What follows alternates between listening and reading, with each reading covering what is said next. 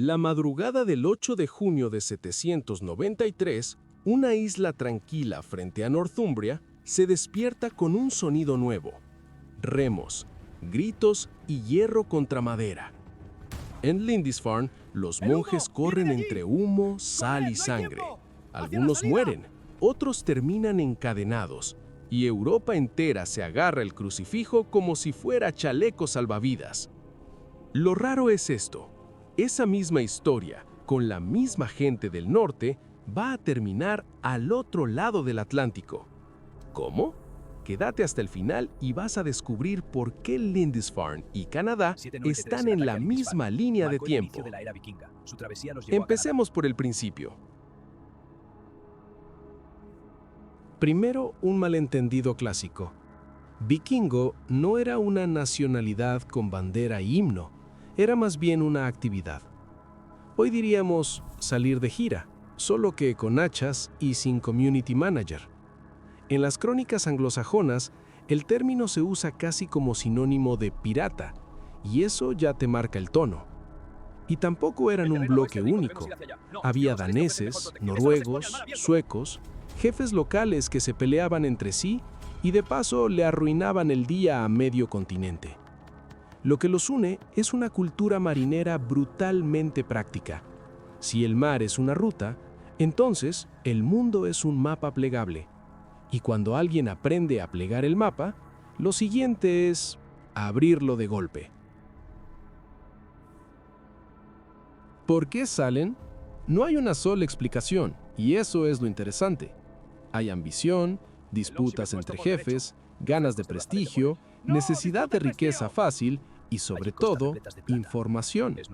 Rumores de costas llenas de plata, granjas, ciudades y monasterios con tesoros, pero con poca seguridad.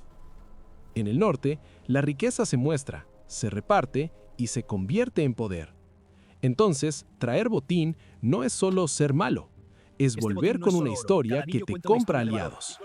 Y si encima volves con bienes raros, monedas extranjeras o cosas que nadie vio en tu fiordo, sos el tipo más interesante de la cena, aunque la cena la hayas robado.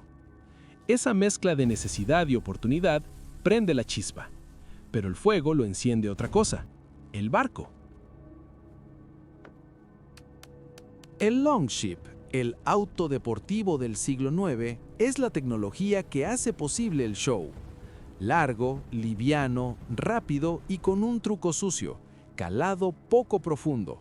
Eso significa que no solo navega a mar abierto, también se mete por ríos, se esconde en estuarios y aparece donde no lo esperas, como un mal pensamiento a las 3 de la mañana. Va a vela cuando hay viento, va a remo cuando hace falta precisión y puede tocar playa sin puerto elegante. La geografía europea, llena de ríos como autopistas naturales, se convierte en un buffet. Y cuando el buffet está servido, el que llega primero no pregunta si hay reserva. La pregunta es, ¿a quién golpean primero para que todos aprendan la lección?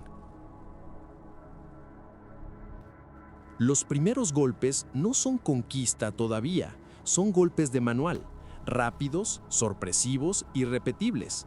Llegan, saquean, se llevan lo que brilla y se van antes de que alguien organice una defensa decente.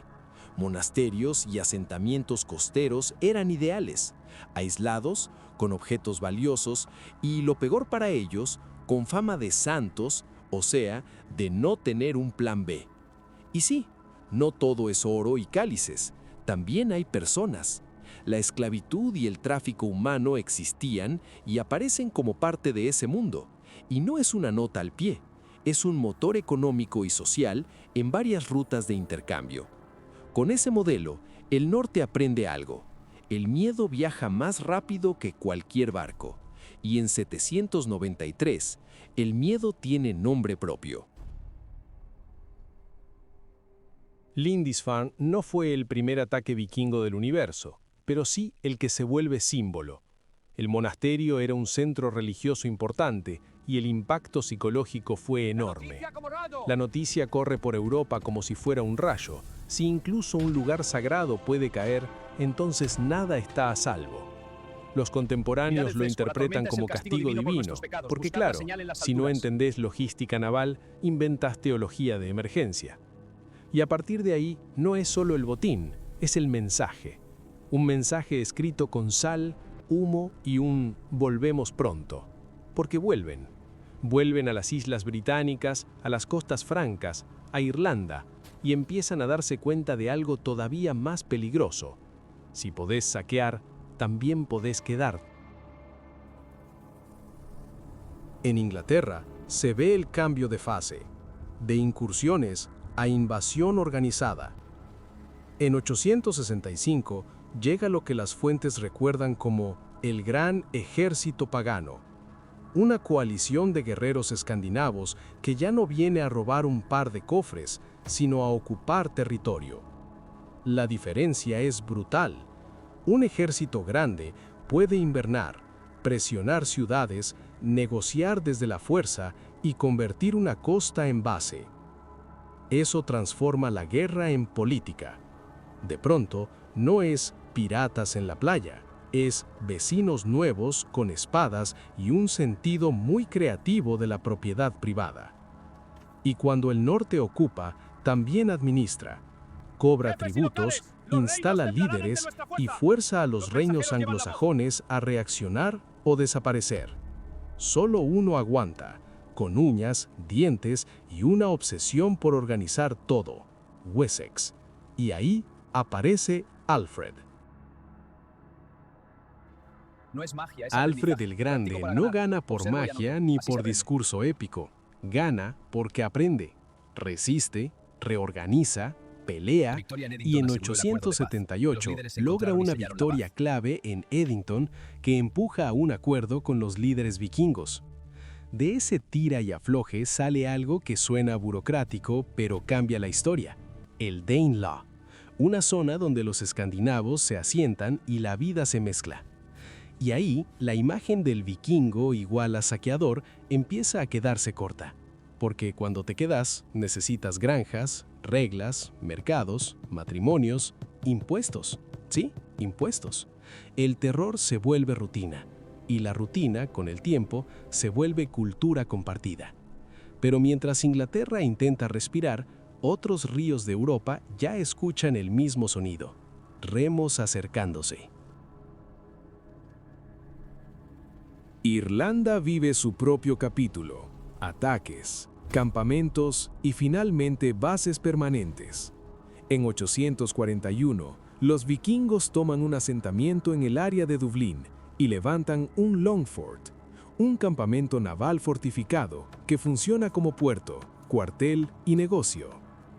Dublín crece con una lógica simple: donde hay barcos, hay intercambio, y donde hay intercambio, hay poder. En algunos lugares el contacto empieza con violencia, pero después aparecen mercados, rutas, monedas, alianzas locales. Y así, el pirata se convierte en comerciante armado, que es básicamente el mismo oficio con mejor contabilidad. Lo importante es que el Atlántico Norte ya no es borde del mundo, es un corredor. Y cuando tenés corredor, lo siguiente es buscar puertas nuevas. Pero antes, toca golpear la puerta grande del continente, el Reino Franco, con su joya al fondo del río. En 845, una flota vikinga entra por el Sena y llega hasta París. Sí, París. No el París de postales románticas, sino el París que mira el río y piensa: no pueden llegar hasta acá. Spoiler, sí pueden. Las fuentes hablan de unos 120 barcos y miles de hombres. El golpe es tan fuerte que el rey Carlos el Calvo termina pagando para que se vayan. Pero esto también enseña a los francos: después del terror vienen las reformas, fortificaciones, puentes y medidas para cortar el paso por los ríos. Es una carrera armamentista medieval. Ellos innovan con barcos, vos respondés con piedras y cadenas. Y en ese juego, a veces la solución no es expulsar al enemigo, sino contratarlo. O mejor, darle tierra para que deje de romperte todo. En 911, Aparece una idea que suena a arreglo provisorio y termina siendo un cambio geopolítico. El líder vikingo Rollo recibe tierras en la zona que será Normandía, bajo un tratado con el rey de los francos occidentales. El mensaje es claro: quédate acá, defendé esta frontera y por favor deja de subir por el Sena como si fuera tu calle.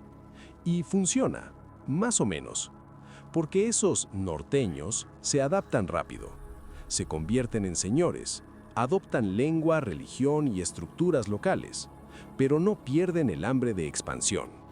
Con el tiempo, Normandía va a ser una potencia regional y su gente va a cruzar el canal con una confianza que da miedo. Lo irónico, el mundo que temía a los vikingos termina fabricando con ellos una nueva élite europea. Y mientras en el oeste se vuelven duques, en el este otros nórdicos abren rutas todavía más largas, hacia ríos interminables y ciudades de oro. Mira el mapa y cambia de dirección. Al este, los escandinavos también navegan, pero ahora por ríos que parecen autopistas líquidas. Existe una ruta famosa que conecta el Báltico con el mundo bizantino, la ruta de los varegos a los griegos. En esa red aparecen comerciantes, guerreros y asentamientos que terminan vinculados a la Rus de Kiev. No es un viaje exótico, es un sistema. Puertos, peajes, alianzas y una economía que mezcla pieles, cera, armas y, otra vez, gente. Y esto importa porque cambia el foco. Los vikingos no solo miran a Inglaterra o Francia, también miran a Constantinopla, el gigante sofisticado del Mediterráneo oriental. Y cuando el norte mira a Constantinopla, no piensa «qué linda cúpula». Piensa «cómo entro y salgo con ganancias». El comercio vikingo no es romántico, es práctico. La plata manda. Y una parte enorme de esa plata llega desde el mundo islámico a través de rutas como la del Volga, activa durante siglos y conectada con el mar Caspio y redes de intercambio enormes. En Escandinavia aparecen tesoros enterrados, hacksilver cortado en pedazos y monedas que nacieron muy lejos, como los dirhams. ¿Por qué enterrar plata? Porque si tu vida combina comercio, guerra y política local, guardar riqueza bajo tierra es como tener una cuenta bancaria, sin banco y con pala. Esta economía también alimenta las incursiones. La violencia puede ser un atajo para abastecer rutas, conseguir bienes y controlar puntos clave. Y cuando tenés nórdicos acostumbrados a viajar, comerciar y pelear, terminás con un producto raro: mercenarios premium. Los mejores clientes están en el Imperio Bizantino. En Constantinopla, el emperador no quiere guardaespaldas con ambiciones locales. Quiere tipos que no tengan primos en el Senado ni suegros conspiradores. Solución: traer guerreros del norte. Así nace, formalmente en 988, la famosa Guardia Varega, una élite al servicio del emperador, reclutada en buena parte entre nórdicos y rus. Las fuentes hablan de miles de hombres enviados como parte de un acuerdo militar, y la reputación de estos soldados se construye a base de lealtad y de hachas. Pensalo, el mismo mundo que reza para que no lleguen los vikingos, ahora les paga sueldo y les da uniforme. Pero no todo es servicio imperial. Mientras unos se ponen elegantes en Constantinopla, otros siguen haciendo lo que mejor saben: aparecer donde nadie los espera, incluso en lugares que, en teoría, estaban fuera de su menú. Por ejemplo, Sevilla. Año 844. Una flota vikinga entra por el Guadalquivir y llega a Sevilla, en Al-Ándalus. Sí, vikingos en el sur de la península ibérica. Es como ver pingüinos en el Sahara, hasta que te acordás del Longship y se te pasa la sorpresa. El episodio es grande, confirmado, y termina con una reacción fuerte del Emirato de Córdoba que moviliza fuerzas y derrota a los invasores después de semanas de choque y devastación. Este tipo de incursiones muestra el alcance real del fenómeno. No es una historia del norte, es una historia de conexiones. Los vikingos no dominan el Mediterráneo, pero lo tocan, lo prueban, lo tensionan. Y mientras las potencias del sur responden con ejércitos, en el norte atlántico se abre otro frente, menos ruidoso pero igual de audaz: colonizar islas en mitad del océano. Porque si ya conoces el camino, lo tentador es seguir un poco más. Llegamos a Islandia. El plan de huida perfecto si estás cansado de reyes, impuestos y vecinos con ganas de venganza. Según la tradición escrita, el asentamiento nórdico comienza alrededor de 874, con Ingólfur Arnarson instalado en lo que luego será Reykjavik. No es solo aventura, es política. Si en Escandinavia aumenta el control de los reyes y las disputas se vuelven peligrosas, un territorio nuevo ofrece algo valioso: empezar de cero, o al menos fingir que empezás de cero. En Islandia se arma una sociedad distinta, con jefes locales y asambleas, y más adelante aparece el Althing, una institución temprana de gobierno colectivo. Pero el nuevo comienzo trae un problema viejo. ¿Qué pasa cuando la mitad cree una cosa y la otra mitad cree otra? Cuando la tensión religiosa sube, Islandia tiene que elegir entre guerra civil o una solución muy islandesa. Año 1000. Islandia decide legalmente adoptar el cristianismo por decisión del Althing. Y lo interesante no es solo el resultado, sino el método: arbitraje, compromiso y una dosis de pragmatismo que hoy llamaríamos «hagamos esto antes de matarnos». La tradición cuenta que el mediador, Thorgeir, propone una sola ley y una sola religión, pero con concesiones para que la transición no incendie el país. Esto te muestra un vikingo distinto del estereotipo, capaz de negociar, de ceder, de priorizar estabilidad. La era vikinga no es solo un catálogo de golpes, también es un laboratorio social donde la gente se adapta a un mundo que cambia. Y ese mundo que cambia empuja a mirar todavía más lejos, porque si Islandia ya no es el fin, entonces el fin se corre. Y del otro lado aparece una tierra enorme, verde de mentira, pero atractiva de marketing: Groenlandia. Erik el Rojo es, en términos modernos, un tipo con talento para meterse en problemas y salir vendiendo una idea. Exiliado, explora Groenlandia durante años y cuando vuelve, le pone un nombre publicitario: Greenland, porque suena mejor que Iceland 2, más hielo. En el verano de 985 regresa con colonos. Las sagas y la tradición recuerdan una flota grande donde no todos llegan, y aún así se establecen asentamientos en la costa suroeste. A partir de ahí, Groenlandia se conecta con Europa por comercio y supervivencia: granjas, ganado, caza y productos valiosos como el marfil de Morsa, además de redes que dependen del clima y de rutas difíciles. Lo importante es el efecto dominó. Si podés vivir en Groenlandia, entonces el oeste ya no es un mito, es una dirección.